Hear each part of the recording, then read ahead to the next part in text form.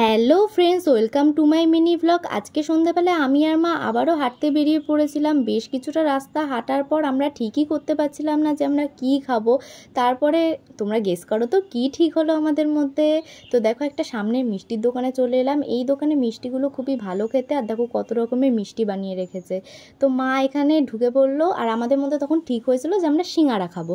তো দুটো সিঙ্গারা নেওয়া হলো। তো সিঙ্গারা খাওয়ার পরে আমরা আবারও হাঁটতে শুরু করলাম।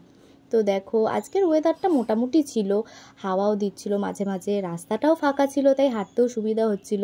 তারপরে এখান থেকে একটা দোকান থেকে আমরা নিয়ে নিলাম দুটো ফ্রুটি খেতে খেতে আমরা ঠিক করলাম যে জিলিপির দোকানে যাব। তো ওখানে একটা ভালো জিলিপির দোকান বসে, কিন্তু আমরা গিয়ে দেখলাম কোনো জিলিপির দোকানই নেই। আবার রেলগেটও পড়ে গেছে, ট্রেন যাচ্ছে, এই জায়গাটা খুব ভিড় হয়ে গেছিলো। তো ভাবলাম সামনে যদি পাই কোনো জিলিপির দোকান, কিন্তু যাওয়ার পরেও দেখলাম কোনো জিলিপির দোকানই নেই। তো লাস্ট অবধি এই মিষ্টি দোকানটায় এলাম। তো দেখলাম এই দাদুটাও ভালোই মিষ্টি বানায়, দেখলাম দাদুটা গোল্লা পাকাচ্ছে রসগোল্লার জন্য। তো এখান থেকে মা নিয়ে নিচ্ছে আমার জন্য গরম রসগোল্লা, কারণ গরম রসগোল্লা আমার ফেভারিট, আমার খুব ভালো লাগে গরম রসগোল্লা। আর নিয়ে নিচ্ছে ছানা। তো এখান থেকে মিষ্টি আর ছানা নেওয়ার পরেও আমরা অনেকটা হেঁটেছি। তো দেখো, এখান থেকে মিষ্টিটা মা নিয়ে নিল। তারপরে দেখো 7240 স্টেপ হেঁটেছি আমরা। তো চলো, বাই।